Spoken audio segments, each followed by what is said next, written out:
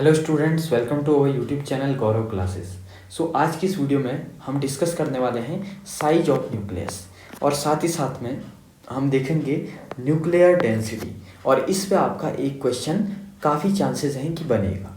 ठीक है, अब देखिए, साइज ऑफ न्यूक्लियस पढ़ने से पहले हमें कुछ बातों का पता होना चाहिए। ठीक है, इसमें से सबसे पहली बात, आपका न्यूक्लियॉन्स क्या होता है।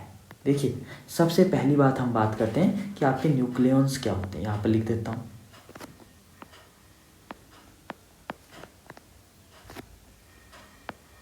न्यूक्लियॉन्स। न्यूक्लियॉन्स का मतलब होता है प्रोटॉन प्लस न्यूट्रॉन। सोच के देखो, न्यूक्लियस बोले तो जो न्यूक्लियस के अंदर है, और न्यूक्लियस के अंदर कौन है, प्रोटॉन प्लस न्यूट्रॉन। तो प्रोटॉन प्लस न्यूट्रॉन को न्यूक्लियॉन्स बोला जाता है। पहली बात तो आप ये नोट कर लीजिए। आई बात समझ में। अब देखिए, सबसे पहली चीज जो यहाँ पर बोली गई है वो है the nucleus is believed to be spherical in shape. यानी कि न्यूक्लियस को कैसा माना जाता है, स्पेरिकल कंसीडर किया जाता है। यानी कि यहाँ पर जो भी फॉर्मूले लगेंगे वो किसके लगेंगे, स्फेयर के। आई बात समझ में। दूसरी बात देखिए, it has been found experimentally that, ये एक्सपेरिमेंटली पाया गया कि the volume of nucleus is directly proportional to the mass number. यानी कि volume is directly proportional to atomic mass. आई बात समझ में। अब ये एक्सपेरिमेंटली वेरीफाइड किया गया, इसमें आप कुछ भी नहीं कर सकते। हमें लिखना पड़ेगा कि एक्सपेरिमेंटली क्या हमें मिला कि volume is directly proportional to atomic mass, जो कि होता है कैपिटल ए। मैंने जो कंपोजिशन ऑफ न्यूक्लियस वाली वीडियो थी उसमें सब कुछ बताया हुआ था। अब आपको पता है कि स्पेयर न्यूक्लियस कैसा होता है, स्पेयर, और स्पेयर का वॉल्यूम कितना होता है, 4/3 पाई आर का cube is directly proportional to A. अब हम डायरेक्टली प्रोपोर्शनल पे डील कर रहे हैं, तो 4/3 पाई ये आपका कांस्टेंट है। आप चाहें तो इसको हटा भी सकते हैं, तो यहाँ पर आएगा आपका R cube is directly proportional to a. So r is directly proportional to a की पावर 1/3। ठीक है, और जैसे ही डायरेक्टली प्रोपोर्शनल आपका हटेगा तो r इक्वल टू हो जाएगा r0 a की power 1/3, where r0 is a coefficient, a constant. और r0 की एक पर्टिकुलर वैल्यू होती है जो कि होती है आपकी 1.2 इंटू 10 की पावर -15 मीटर। आई बात समझ में। देखिए, तो this is the expression for nuclear radius, nuclear size. क्योंकि साइज को हम किस टर्म में ले सकते हैं, रेडियस के टर्म में, तो हमने यहाँ पर न्यूक्लियस का साइज निकाल लिया है।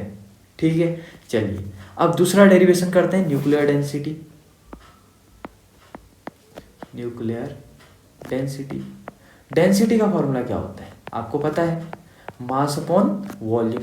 यानी कि न्यूक्लियस के अंदर न्यूक्लियॉन्स का कितना मास है, ठीक है, डेंसिटी इक्वल टू न्यूक्लियस के अंदर न्यूक्लियॉन्स का कितना मास है अपॉन उन्होंने कितना वॉल्यूम ऑक्यूपाई किया हुआ है, उसी को बोला जाता है न्यूक्लियर डेंसिटी। ठीक हो गया। चलिए अब यहाँ पर लगाते हैं। देखिए, अब मास कैसे निकालें, मास देखिए, न्यूक्लियस के अंदर क्या होते हैं, मान लीजिए let average mass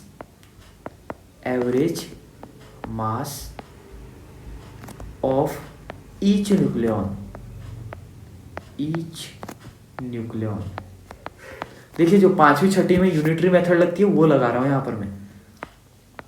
each nucleon is M, मान लीजिए कि हर एक न्यूक्लियॉन का मास कितना है, एम।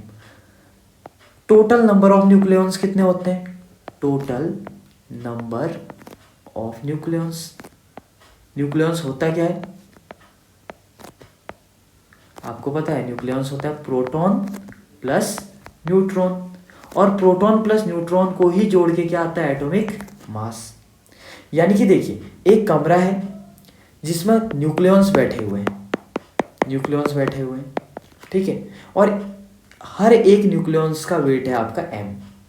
तो इस कमरे का वेट क्या होगा, अगर इनके वॉल्स का जो वेट है उसको नेग्लेक्ट कर दिया जाए तो क्या होगा, m बोले तो एवरेज वेट इनटू कितने न्यूक्लियॉन्स है, मान लो कि 15 न्यूक्लियॉन्स हैं तो कितना हो जाएगा, m इंटू 50, ऐसी हो जाएगा। सो यहाँ पर टोटल मास कितना हो जाएगा, टोटल मास कितना हो जाएगा, सोच के बताइए। टोटल मास हो जाएगा मास of each nucleon into total number of nucleons, जो कि क्या है, कैपिटल है। आई बात समझ में? तो यहाँ पर मैंने टोटल मास निकाल दिया। अब देखिए, अब तो सिंपल ही है, अब सीधा डेरिवेशन में रखिए इसको। रो बराबर टोटल मास बोले तो m इंटू ए अपॉन वॉल्यूम, और आपको पता है कि न्यूक्लियस को क्या माना जाता है, स्फीयर, तो स्फीयर का वॉल्यूम 4/3 पाई आर का क्यूब। अब यहाँ पर देखिए rho equal to m into ए, तो ऐसे ही रहेगा, अपॉन, अब देखिए क्या होने वाला है, 4/3 as it is, pi as it is. अब r की वैल्यू मैंने ऊपर डेरिवेशन में निकाल रखी है, r0 a की पावर 1/3, इसको मैं यहाँ पर यूज करूँगा। r की जगह मैं क्या रख दूंगा, r0 a की पावर 1/3, और r का होल क्यूब है तो होल क्या चले जाएगा, क्यूब। आई बात समझ में? अब देखिए रो इक्वल टू कितना हो जाएगा, m इंटू ए अपॉन, देखिए 4/3 पाई r0 का क्यूब इंटू a की पावर 1/3 का होल क्यूब। अब आपको पता है कि पावर की पावर क्या हो जाती है, आपस में मल्टीप्लाई हो जाती है, तो 3 से ये 3 कैंसिल आउट हो जाएगा, कोई दिक्कत नहीं है इसमें।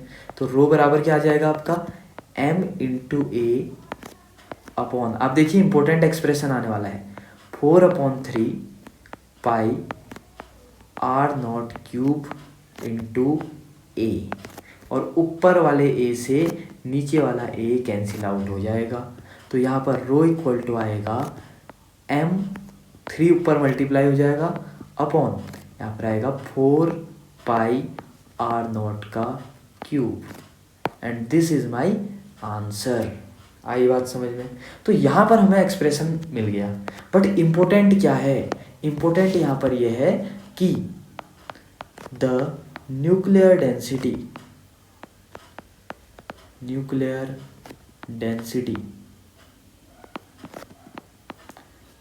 is independent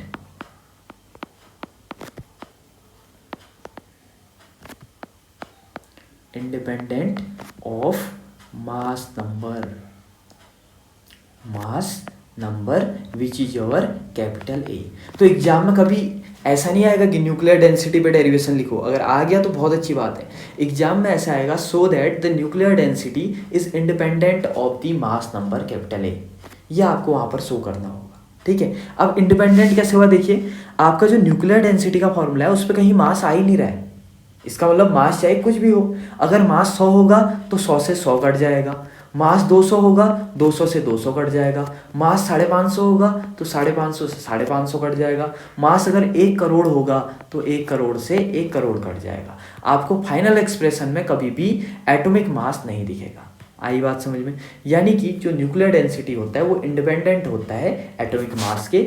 आप शॉर्ट फॉर्म में इसको मैथ्स की भाषा में लिख सकते हैं कि जो nuclear density is not a function of mass number, यानी कि मास नंबर का फंक्शन नहीं है, ये मैथमेटिकल लैंग्वेज है किसी भी चीज़ को लिखने का, ठीक है।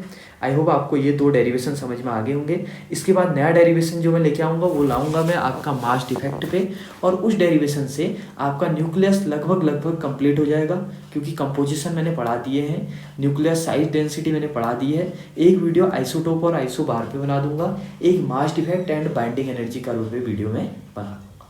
तो चलिए फिर मिलते हैं अगली वीडियो में। अगर कोई भी टॉपिक आपको पढ़ना है क्लास 12 फिजिक्स टर्म 2 के रिगार्डिंग, तो डिस्क्रिप्शन में प्लेलिस्ट का लिंक है, आप चाहें तो वहाँ चेकआउट कर सकते हैं। तो चलिए फिर मिलते हैं अगली वीडियो में। Thank you very much.